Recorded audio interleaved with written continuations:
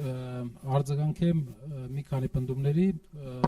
ու կարծիքների, ձեր կարծիքը շատ կարևոր է, ձեր փորձը շատ կարևոր է մեզ համար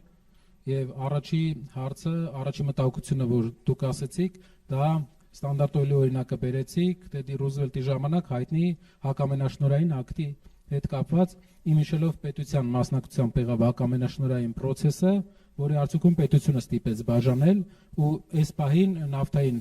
ոլորտը ամենամրցունակներից է Ամերիկայի Միացյալ Նահանգներում, բայց մյուս հարցը, որը շատ կարևոր է շրջանառության հետ կապված, ավելի շատ պարոն Բագրատյան, մեր խնդիրը ոչ միայն հարկերից ազատումն է, այլ փոքր բիզնեսի եւ վարչարության շփման մինիմալացումը, որ փոքր բիզնեսը վտանգի տակ, որևէ ճնշման տակ չլինի, նա ունենա օազիս, մինչեւ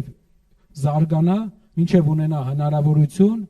դառնա միջին բիզնես, իսկ ինչն է նրան ստիպելու, շատերը կասեն այդ դեպքում ինչ մոտիվացիա ունենալու փոքր բիզնեսը դառնա միջին բիզնես։ Նախ, վարկայնության առումով,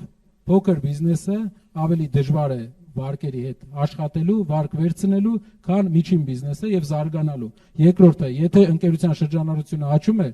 որպես ձեռնարկատեր եւ տնտեսագետ եմ ասում, ոչ մի բան քեզ չի կանգնեցնում աճի ժամանակ հաստատ դու միշտ ձգտում ես աճի, միջին, մեծ դառնալու։ Եթե շահույթը աճում է, դու հաշվում ես, արդյոք աճած շահույթը համապատասխան, համեմատական է այն հարկերի հետ, որ դու վճարում ես, եւ որոշ ինչ որ կետից հետո այդ համեմատությունը դրական է լինում եւ դու անցնում ես միջին բիզնեսի վճարողի ուղղության։ Դեղերի հետ կապված համաձայնվեցի, ճիշտ եք, ռեգուլյացիան շատ կարեւոր է, մեր քայլերից մեկը դա պետք է լինի։ Կետերում ինչու դա չենք նշել, որտեղ մենք հիմնական մեծ քայլերն ենք, բայց ռեգուլյացիան շատ կարևոր կետ է, որը կհեշտացնի նոր եւ էժան ջեներիկի գրանցումը Հայաստանում։ Մթերման կայանների հետ կապված այս պահին մենք ունենք մոտավորապես 200,000 մարդ, ում համարում ենք գյուղատնտեսությամբ զբաղվող, բայց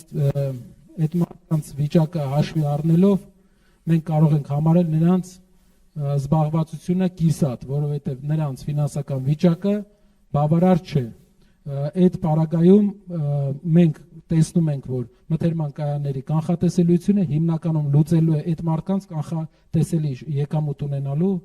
հարց։ Բնականների հետ կապված երիտասարդ ընտանիքներին ճիշտ եք առաջնայինը լինելու է երիտասարդ ընտանիքների համար, քանի որ մեծ պահանջարկ է լինելու էժան բնակարանների, հետո գալու է ավելի մեծ տարիքի, բայց բազմազավակ ընտանիքների եւ այդպես շարունակ։ Մեր երկրի այս բան Երևանի խնդիրների մեծամասնությունը նրանից է, որ Երևանում ենթակառուցվածքները պատրաստ չէին այս շինարարական վիճակին։ Մենք պետք է այս հարցը լուծենք, նոր կոյուղի համակարգ, նոր ջրի համակարգ, նոր էլեկտրականության համակարգ այս